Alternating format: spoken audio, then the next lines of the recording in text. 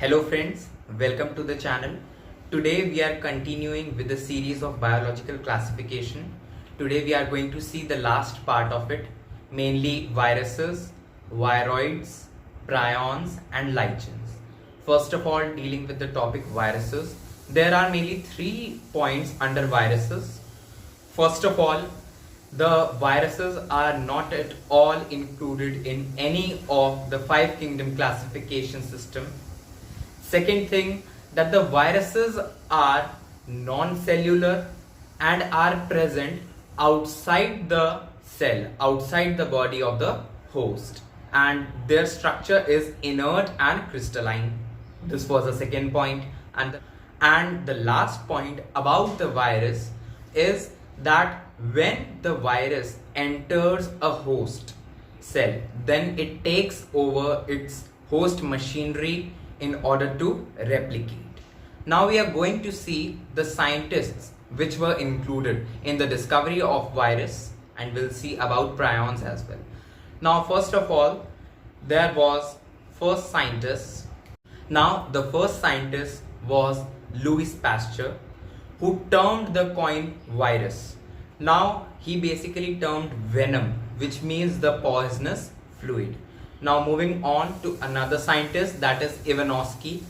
Now this scientist told basically that he was responsible for the discovery of tobacco mosaic virus, or you can say he also told that the particles of the tobacco mosaic disease in the mosaic disease in tobacco leaves were found to be smaller than the bacteria as they pass through the bacteria proof filter.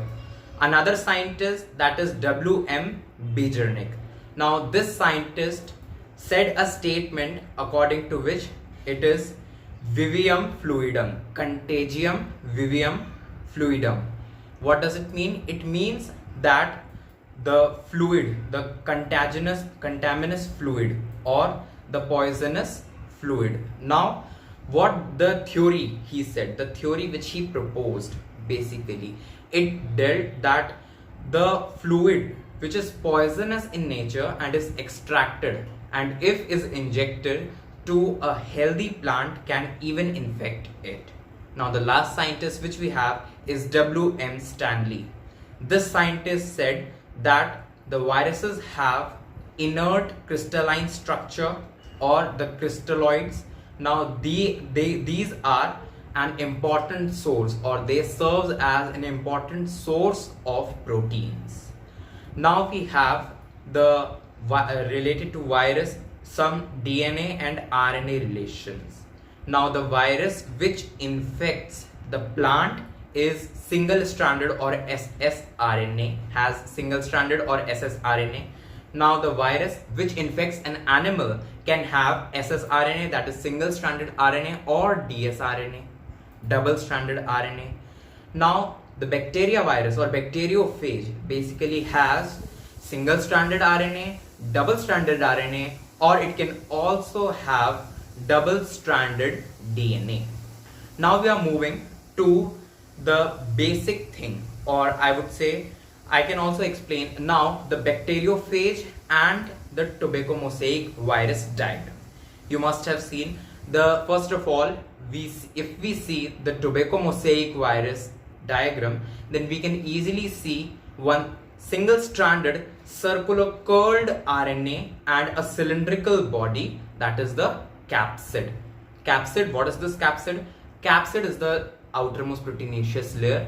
Now this capsid is made up of small subunits, that is called as capsomeres, which protects the nucleic acid.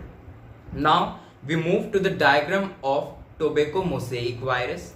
Under that we have a hexagonal structure or polygonal structure at its head, that is the head, under which we have a small little collar. Underneath, at the lowermost portion, the long fibers, you can say, they are the tall fibers. Now we come to the disease related to virus or the viral related disease.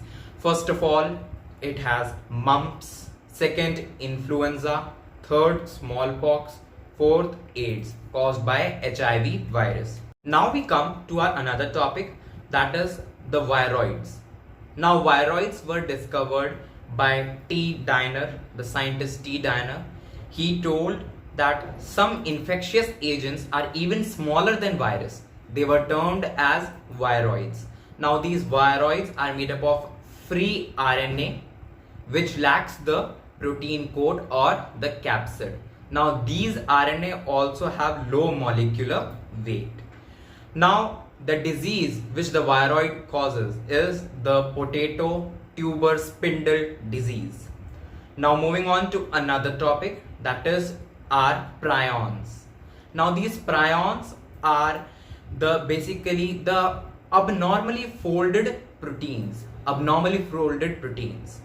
which infects the neurological which infects certain or which transmits certain neurological disorders. Now the diseases which the prions cause are the first of all, in case of cow, that is the mad cow disease, or it is also known as BSE in short form, bovine spongiform encephalopathy, and CR Jacob disease in case of humans. Now prions are similar to virus. Now moving ahead to the last topic of R, that is the lichens. Now lichens are mutually associated. What does it mean? They show mutual association. It means that both the algae and fungi related to it are mutually or equally benefited. Now it is the symbiotic relationship between algae and fungi. Algae phycobiont and fungi mycobiont. Now the algae is autotrophic while the fungi is heterotrophic. Now the algae provides food to fungi and the fungi provides shelter to algae, as well as it absorbs nutrients and water for the fungi. Now the lichens are also considered as a very good source of pollution indicators. Why? Because they do not grow in such areas where the percentage of sulfur dioxide is more. And by this we come to the end of chapter biological classification. Thank you.